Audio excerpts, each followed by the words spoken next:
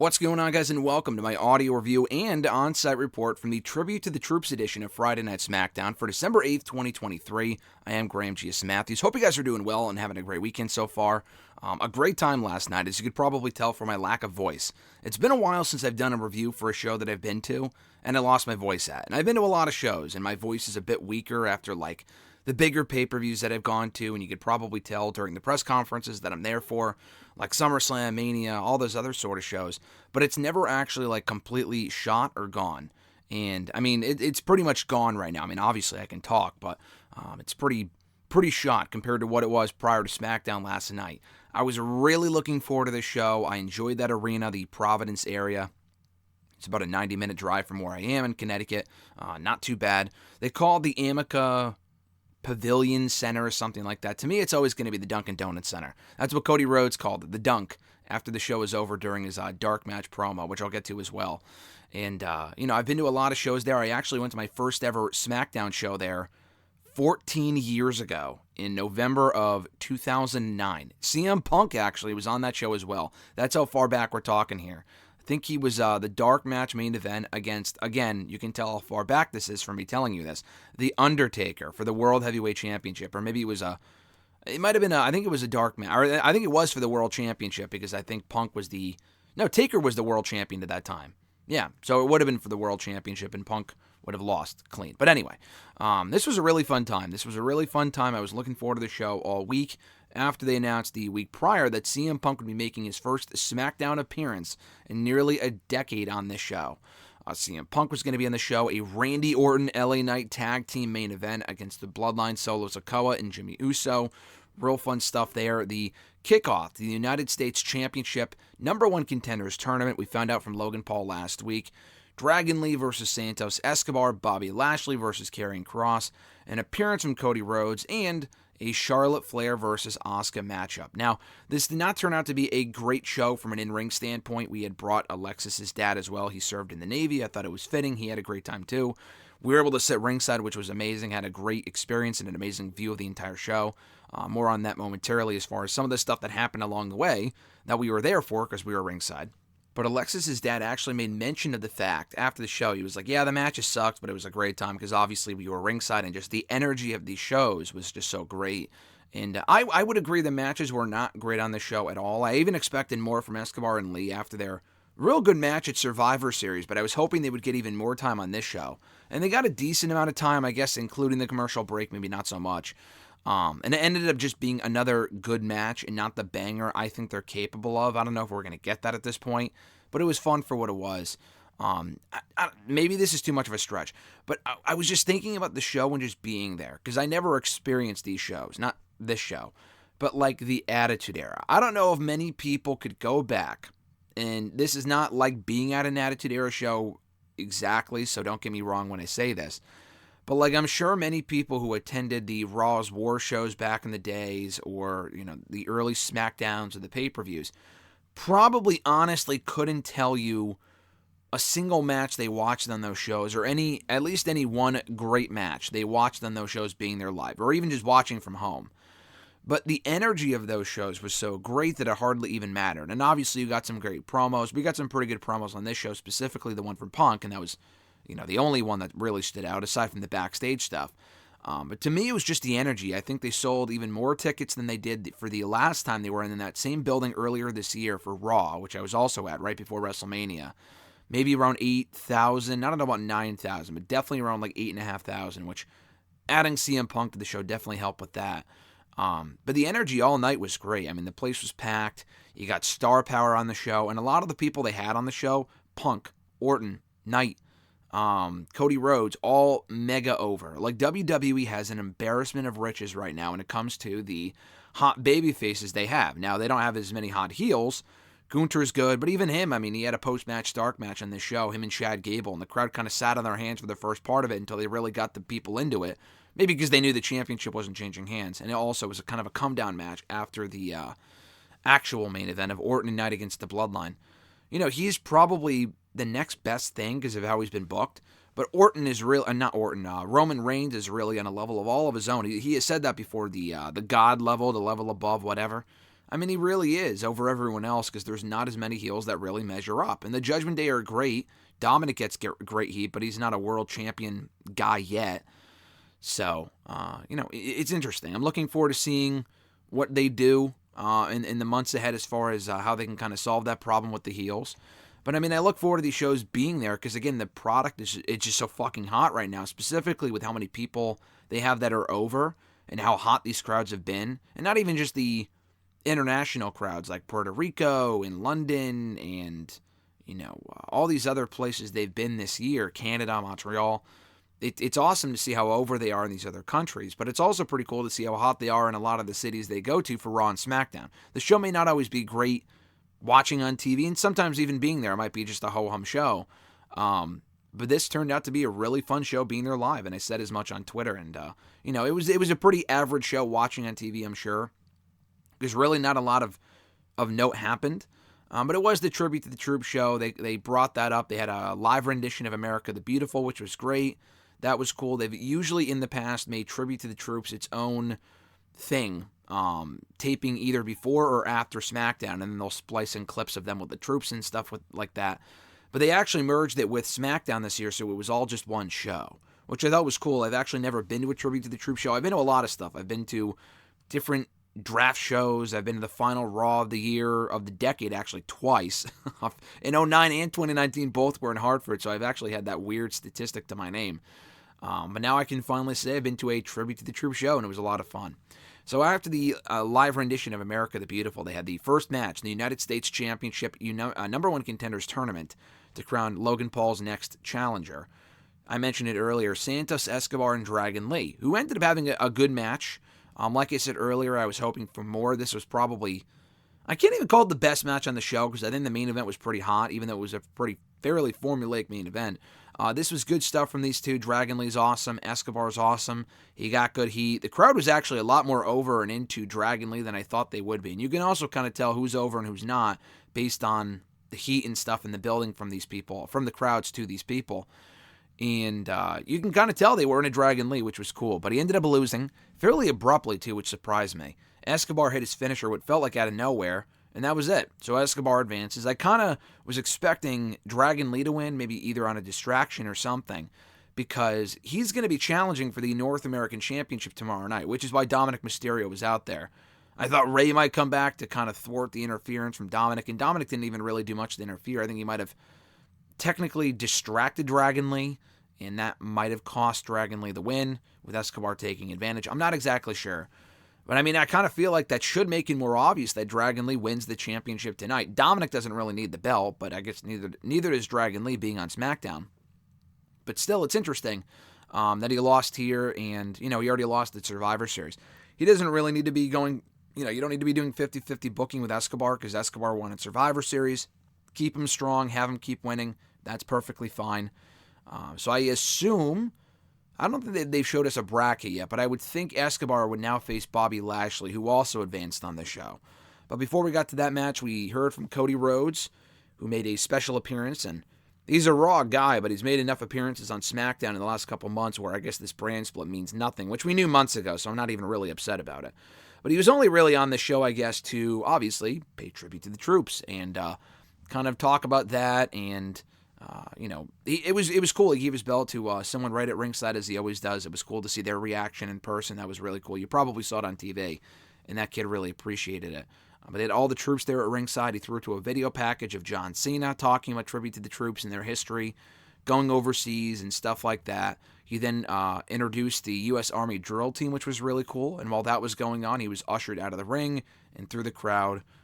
So we can go on to the next segment. So that whole thing was cool. It was kind of a part of the Tribute to the Troops lore, if that makes sense.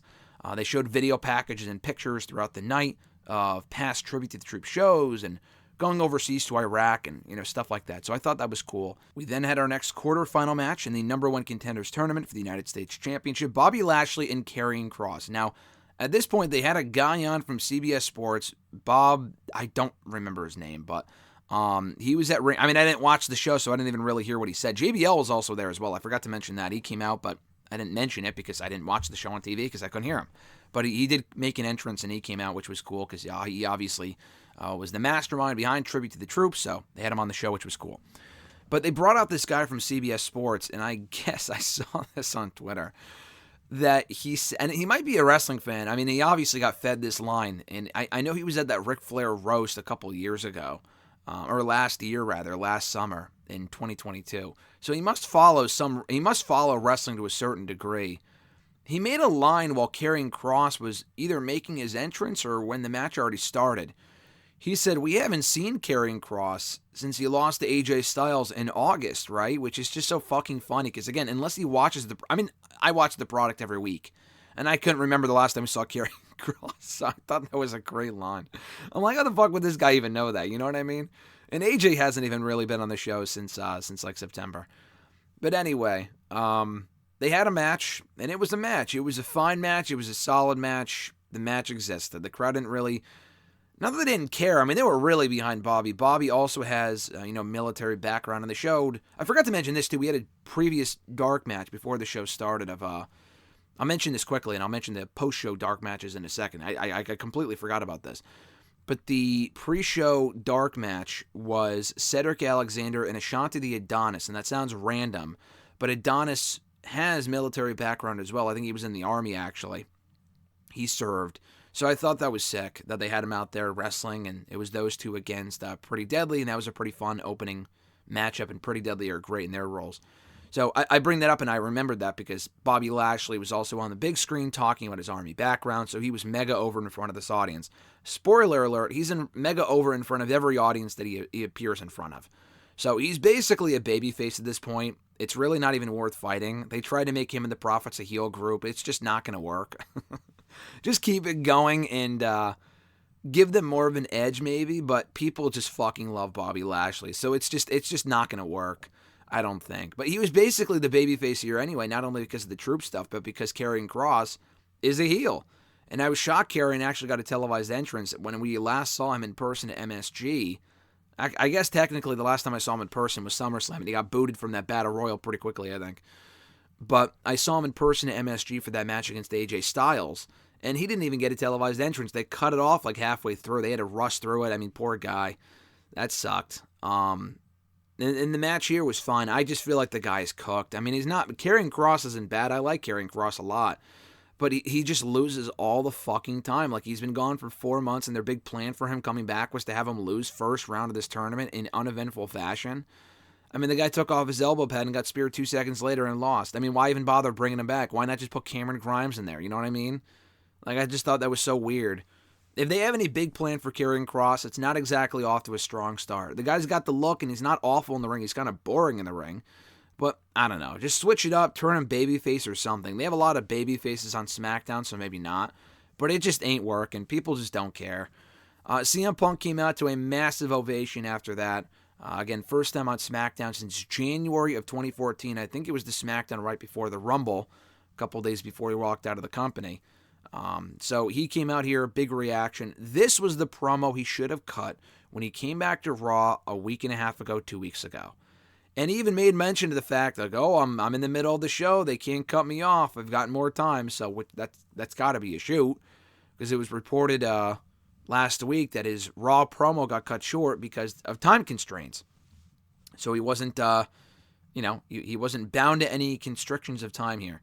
And he did give us a long-ass promo, and I'm not fucking complaining because, again, this is what we should have gotten last Monday. So he got into a lot of stuff. He mentioned Rollins without even mentioning his name, saying that they already have a man in the household. So he mentioned Rollins, and that's got to be the match that they're going for at WrestleMania. I would love to see Punk and Austin. I think Rollins and Punk would obviously be a better match. But if you can do Punk and Austin, that's a bigger attraction for casual audiences, I would think, even though Rollins is a big name in his own right. It would fuck over Rollins because I think Punk and Austin would totally close the show, and that sucks. But I think Punk and Rollins has got to be the match they do. And Punk even looked at a guy wearing the World Heavyweight Championship replica as he walked down to ringside and kind of looked at it and posed with it for a moment or whatever. Didn't take it off the guy's shoulder, but, clearly planting the seeds for a future World Heavyweight Championship program, hopefully at WrestleMania. So I thought that was cool. But, he mentioned Rollins. He mentioned Roman Reigns putting the bloodline on notice, putting over Jey Uso. He mentioned Jimmy Uso. If he needs backup on SmackDown, maybe he can look back to a familiar face and a familiar foe in Randy Orton. Mentioning Orton, mentioning LA Knight and putting over the Yeah chant. He mentioned Kevin Owens, and this is the big shocker of the promo that I guess didn't really go over well in the audience. I mean, I was in the building, so I could only really hear the people around me, but I guess it didn't come across great on TV. And if I got a great reaction, I would have said, but I couldn't really tell one way or the other, and it was kind of hard to tell. Didn't really sound like it got a big pop. But Punk said, you can't be fighting other people backstage in 2023. That's insane. Obviously, either I thought it was an all-in reference. It might have been an all-out reference. This guy's gotten so many fucking backstage fights, it's kind of hard to pick which one he's talking about. But anyway, he made mention of the backstage fights. And, again, it could have been a shot at, or just a reference to maybe both backstage brawls from last year and this year. I don't fucking know. But still, I was surprised he said that. Because we see all these conflicting reports. Coming out of Punk's departure from AEW 3 months ago, it was, he has a lot to get off his chest. And then it was, we're probably not going to hear from him. He might unload any day now. And that sounds fucking weird. But he might, vent his frustrations any day now like he did in 2014 with the Cabana podcast. That could be coming any day. And then nothing came. And he stayed quiet. He was on, commentary for MMA shows and stuff, but he didn't make any mention of the fact that he was fired from this company. So that was something that happened. And then we heard, he signed an NDA, so he's not going to say anything. Or he might reference it in his first promo back. No, he just wants to move on. Well, if he wanted to fucking move on, he wouldn't have made that line in that promo. So honestly, don't really believe what you see or read with the Punk stuff as far as that stuff goes. I just feel like I see so many conflicting things. He technically, if he did sign an NDA, which I'm not denying that he did, then I guess what he said here wouldn't really go against that because he didn't really talk about it. He just made reference to it. But, maybe he could still get in trouble for it. I'm not sure. It was a very clever line. I guess just this audience, doesn't know about the AEW stuff. It just kind of goes to show that I feel like the AEW stuff is such a minute part of the audience. It's big enough to where I don't know. I guess if you mention AEW, then it would get a nice reaction. I don't know. It would have to be in the right setting. We were in fucking Providence. We weren't in Chicago or at a big pay-per-view. If it was in one of those shows, then maybe. But this was a random SmackDown in Providence. It was a hot crowd, but this crowd clearly did not know what he's talking about. I don't know if AEW's even gone to Providence before. I think they had one show in Providence about a year and a half ago. That's not really a big market for them. They've been to the UBS Arena, but that's New York. And they've also been to Boston, which isn't far from Providence. A lot. They've been there a bunch of times, but this crowd just didn't really get the reference, so it was kind of a swing and a miss.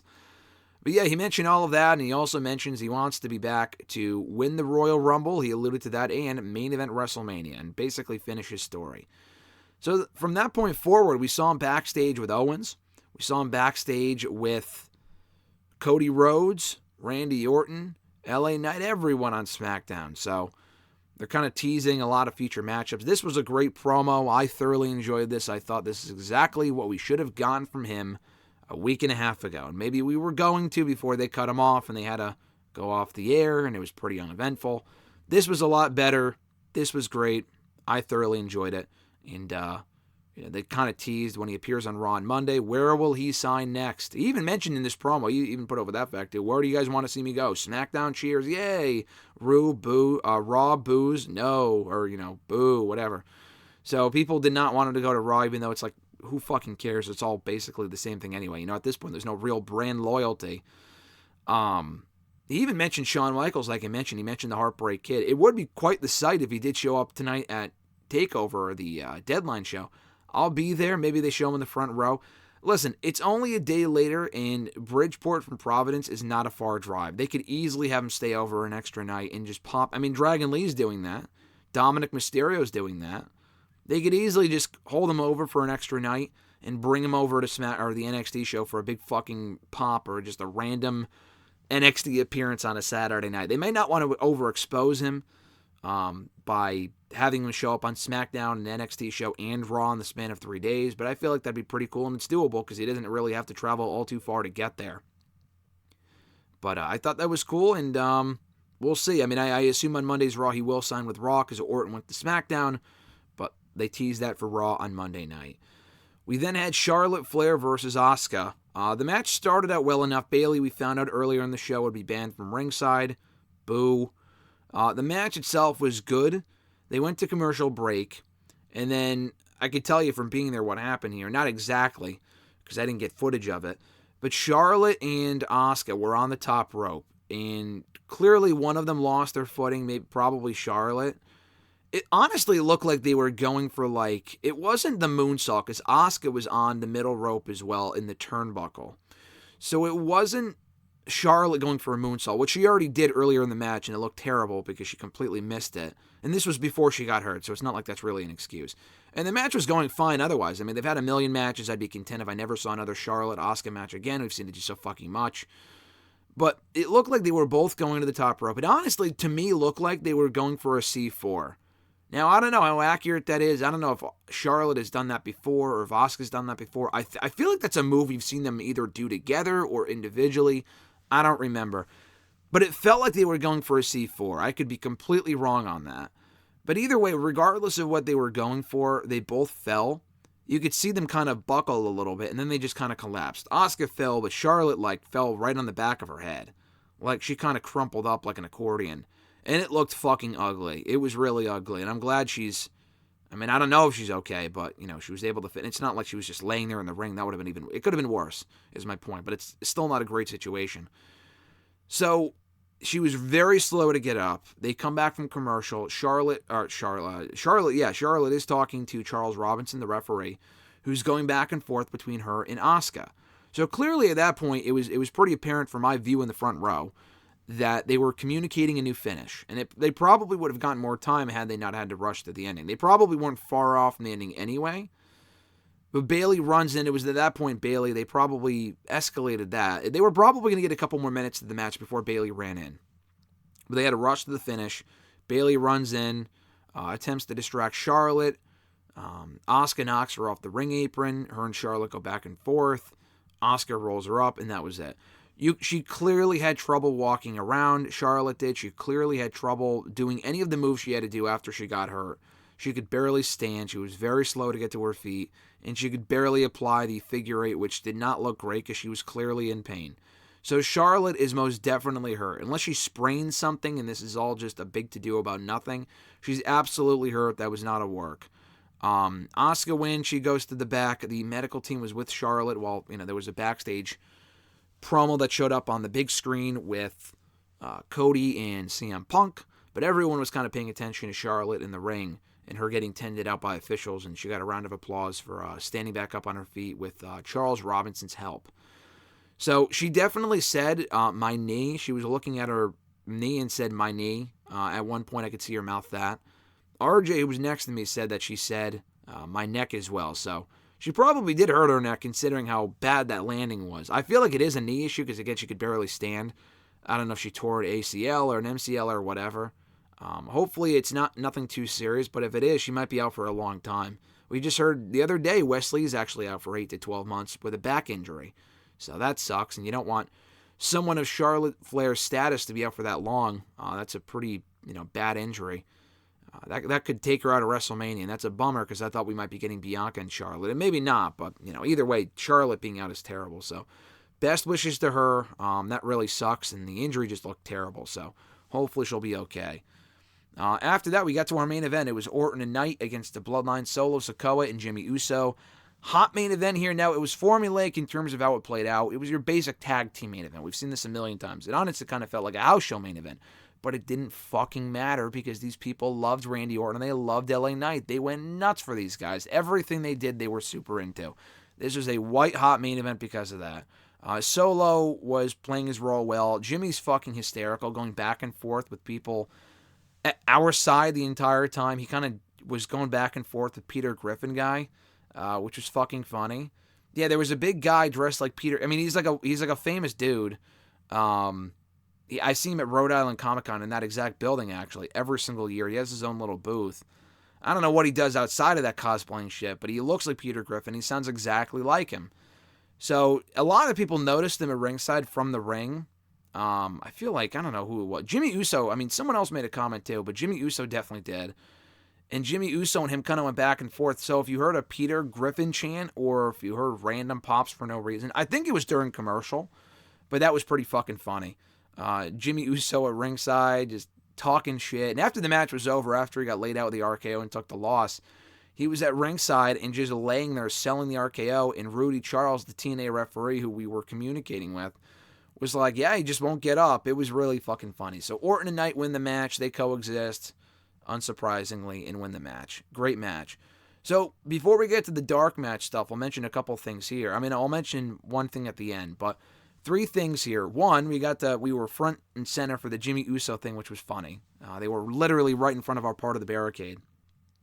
2, right before the show even started, Stu, the camera guy who John Cena talks to before every show, they actually recently revealed, either in a TikTok or something, what Stu looked like. And Alexa just showed this to me, so her and I knew like what he looked like coming into the show, and I didn't even really see him, but she pointed him out. So then when he walked towards ringside before the show started, we chanted Stu, and he came over and was like really appreciative, and he was like happy that I guess that we knew who he was. And we were wearing matching Macho Man ugly sweaters, so he complimented us on that and said it was, really cool sweaters, and talked to him for about 10 seconds, but he was really nice.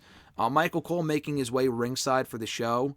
He was coming around and, fist bumping people and stuff. It was his birthday yesterday. So we wished him happy birthday, and he came over to us and said, hey, thanks a lot, and he fist bumped us. So that was really cool. And then after the main event, when Orton was going around, and as the dark match was getting underway, he was fist bumping people on our side. I guess the entire ringside, because he went around the entire time. And he fist bumped us, which was sick.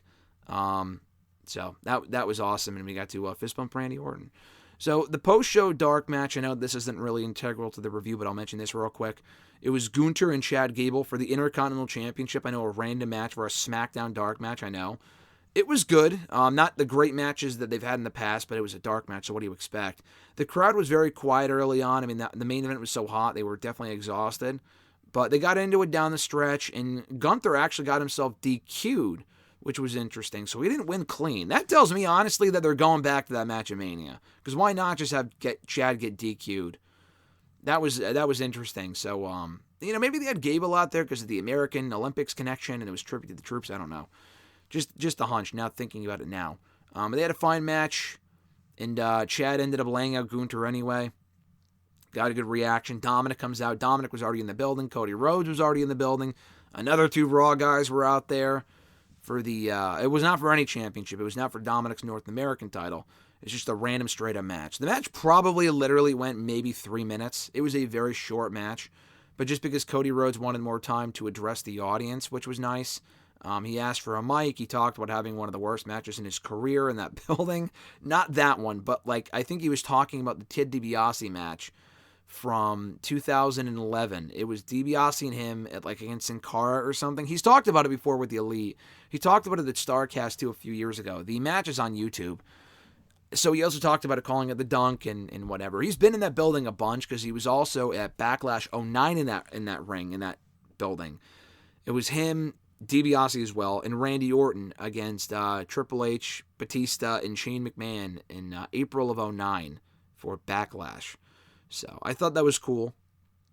And then Cody Rhodes went all around ringside taking pictures with every single person that was at ringside and had a cell phone. He signed some stuff too for anyone that had a Sharpie or whatever. But he literally did not even come close to our section to start, and he still went around to our section. He took everyone's phone, did it quickly, but took multiple pictures with everyone's phone. I have never seen that before. And maybe I don't go to the shows every week. I heard Punk did that when he came back a couple weeks ago. But that was pretty fucking cool. So he went down to every single person that was around ringside, spent time with the troops, every little person, especially the kids. But he made his way around our section and took a picture with myself, Alexis, and our dad. And I have the picture. I shared it on Twitter last night after the show. Pretty fucking cool. And yeah, Cody Rhodes for doing that is, I'm just thinking, put the fucking title on this guy. I mean, this is your guy right here. The funny part about it is that after he went to us, he went over to the Peter Griffin guy, I think, among other people that were in that section. But he was with a security guard, and the security guard, I don't know who he was talking to, but he looked at the back and said, I can't, there's nothing I could do, I'm sorry. Maybe he had a headpiece in or something, I don't know. But clearly they wanted them to rush out, and they wanted Cody Rhodes to get out of there, but he was like, there's nothing I can do, because Cody Rhodes wasn't leaving. He just wouldn't leave. He wanted every single person at ringside. He even gave, like, the thing that's on the commentary desk that they rip off, like the top of it, if that makes sense. He gave that to someone in the audience, and they had to. It was just so fucking random. He was gonna give the guy that part of the table, but they ended up just taking off the plastic part of it, the tribute to the troops part of it, and just gave him that. But they were like, no, we can't let you keep that part of the table. It was really funny. So that was great. The overall show, I mean, being there was amazing. One of my favorite shows I've been to all year. The show itself was good. It was not like the best SmackDown all year or whatever. These shows are just always fun to attend, especially in person. Just a fun time. It was a really fun time. All the baby faces were super over. The tribute to the troop stuff, per usual, was really well done. I thought it was cool. They kind of merged it with SmackDown this year and didn't make it its own standalone special to air on Fox or NBC, which is what they typically do. I thought that was great. I really enjoyed that, and we all had a great time. So big thanks to WWE for the hookup and the great seats in the front row. I will be at NXT tonight. My voice will probably be even more shot after that's over. I'm looking forward to that show, too. I think Deadline tonight has a lot of potential on paper. So we will be back next week with the on-set report from SmackDown. I think I'll be busy next weekend as well, but not going to shows, but just other family Christmas stuff. But I should be back for another on-set report of SmackDown. Not on-set report. I'm not going to SmackDown next week. Another audio review of the show next week, so keep an ear and an eye out for that. Be sure to check out my SmackDown Lowdown review, and that goes up probably tomorrow. And also keep an eye out for my, what is it, going up today? Oh, a new episode of WrestleMania Radio, also dropping earlier today in audio form. Other videos and pictures and all this other sort of shit. So a lot of stuff going up here on the channel in the days ahead. As we head into the holiday season. And quick, cheap plug, if you haven't already, please sure to vote in the 2023 WWE AEW Year in Review Awards over at WrestleRant.com. 11th annual, over a decade strong. So be sure to vote right now and don't miss out. Have an awesome one, guys. I'm Graham G. Matthews, and I'll catch your ass down the road.